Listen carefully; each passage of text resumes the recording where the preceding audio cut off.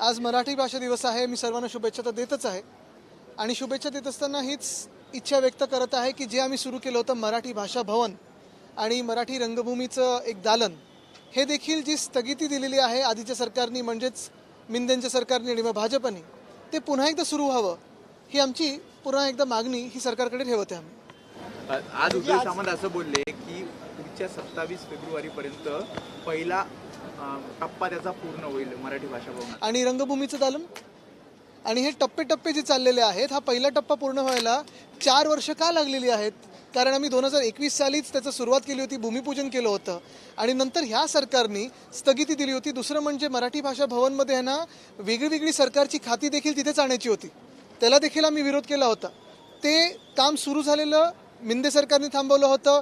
मराठी रंगभूमीचं जे दालन आहे त्याचं देखील काम, स्थानिक जे आमदार आहेत त्यांना मराठीशी काही त्रास आहे का हे आम्हाला माहीत नाही, तिकडचे जे मलबार हिलचे आमदार आहेत, पण त्याचमुळे हे काम थांबलेलं होतं. हे मुख्यमंत्र्यांनी पुन्हा एकदा सुरू करावं ही आमची आवर्जून आज मागणी करत आहोत. सर, आज कार्यक्रम होता मराठी भाषा दिवसानिमित्त, अनेक आमदारांनी त्या कार्यक्रमाकडे पाठ फिरवली, तुम्ही सुद्धा त्या नाही, त्यांच्या मतदारसंघात कार्यक्रम असू शकतात ना. आणि दुसरं म्हणजे ज्या सरकारने मराठीची गळचेपी केली आहे, ज्या सरकारने स्थगिती दिली मराठी भाषा भवनाला, ज्या सरकारने स्थगिती दिली मराठी रंगभूमीच्या दालनासाठी, तर मग त्या सरकारकडून काय अपेक्षित करायचं? ह्यांची भाषणं ऐकायला यायचं आम्ही? निषेध म्हणून तुम्ही आला नाहीत सरकारचे? तेवढं तुम्ही त्याच्या खोलात जाऊ नका. नुसतं एवढंच आहे की ह्यांची भाषणं ऐकल्यापेक्षा त्यांनी तिथे जर काम केलं असतं तर त्यांचं अभिनंदन आम्ही जाहीरपणे करू. आदित्य ठाकरेजी, राज्यसभेच्या जागेवरतून खरं तर तुम्ही आग्रही आहात सातत्यानं की ठाकरे गटाला ही संपूर्ण राज्यसभेची जागा मिळावी म्हणून, परंतु सातत्यानं महाविकास आघाडीची बैठक झाली, त्या आमदारांच्या बैठकीमध्ये तुम्ही अनुपस्थित आमचे नेते होते. नाराजी आहे का तुमची? बिलकुल नाही, आमची चर्चा होत आहे. महत्त्वाची गोष्ट हीच आहे, आपण पाहताय इंडिया आघाडीमध्ये देखील आम्ही असो काँग्रेस असो, आम्ही दोघंही तिथे लढत आहोत. केंद्र सरकारमध्ये अदानीकरणाच्या विरुद्ध, धारावी जे विकलं जातं त्याच्या विरुद्ध आम्ही आवाज बुलंद केलेला आहे, संविधान रक्षणासाठी केलेला आहे. इथे महाविकास आघाडी म्हणून आम्ही तेच करत आहोत. सगळे तिन्ही पक्ष असतील, इतर जे मित्र पक्ष आहेत ते देखील करत आहोत.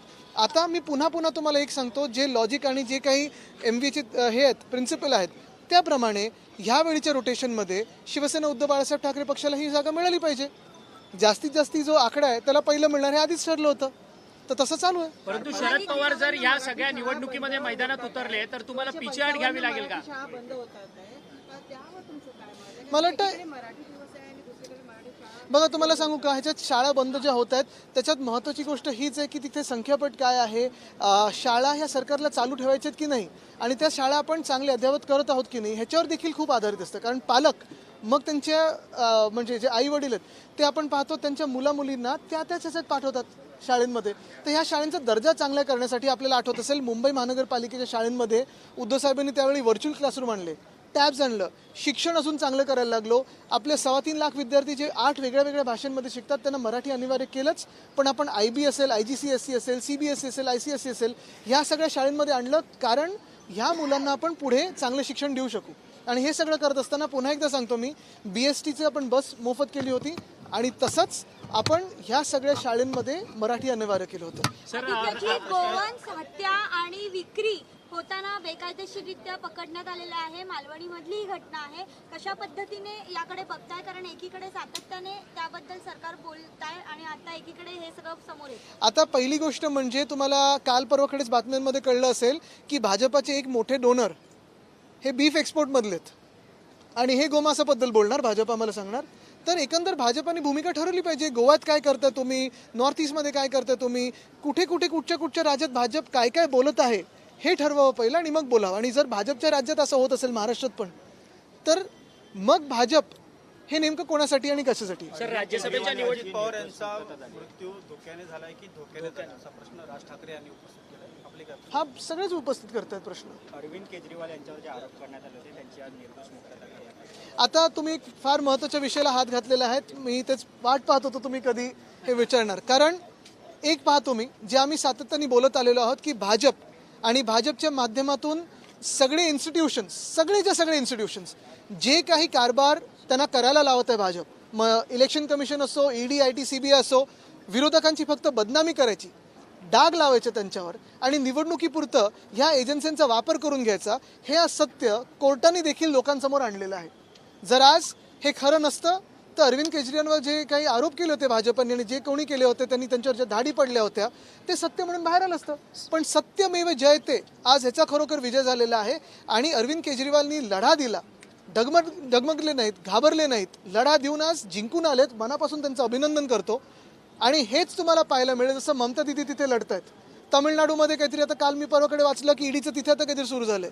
भाजप ईडी IT CBI हे स्वतःच्या स्वार्थासाठी करतं वापर आणि स्वतःच्या राजकीय स्वार्थाची जेव्हा पोळी भाजून होते तेव्हा मग पुढे निघतं. पण लोकांची ह्याच्यात बदनामी होते. ज्यांच्यावर खरे काही चांगले आरोप असतील ते भाजपमध्ये जातात आणि मोठी पदं घेतात.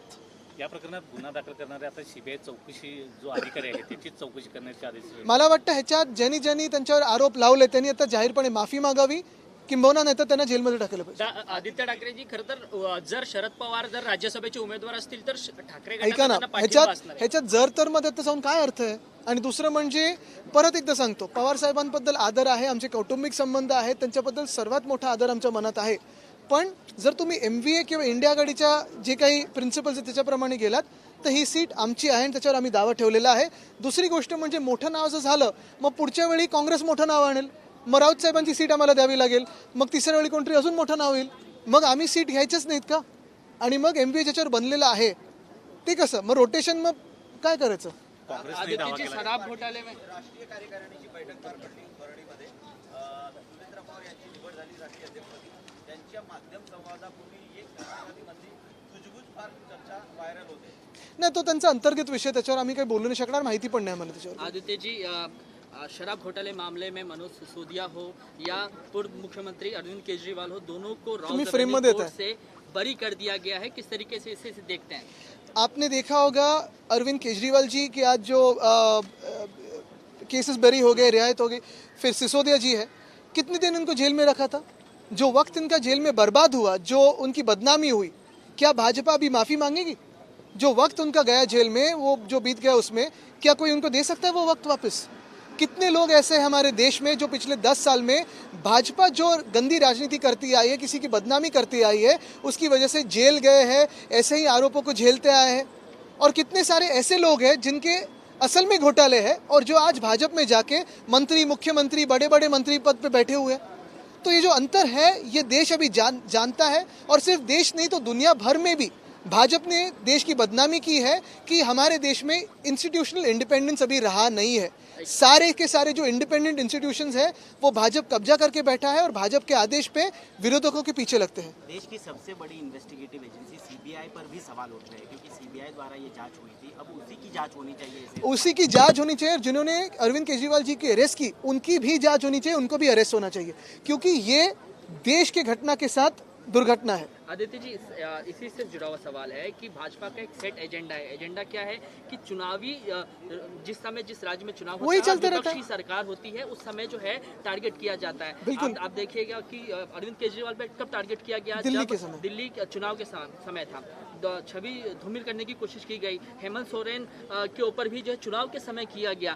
लालू यादव यहाँ पे भी जो- हमारी पार्टी जब फोड़ी तब आधे लोगों को ईडी का डर दिखाया गया. लेकिन एक शेयर इसमें जो है, एक तो मैं अभिनंदन करना चाहता हूँ सिसोदिया साहब का, फिर केजरीवाल साहब का, कि उन्होंने कभी भी डर के कभी भाजपा के साथ हाथ नहीं मिलाया, वो लड़ते रहे. वैसे ही ममता दीदी भी शेर है, बंगाल की शेर है और वैसे ही वो शेर जैसे लड़ रही है.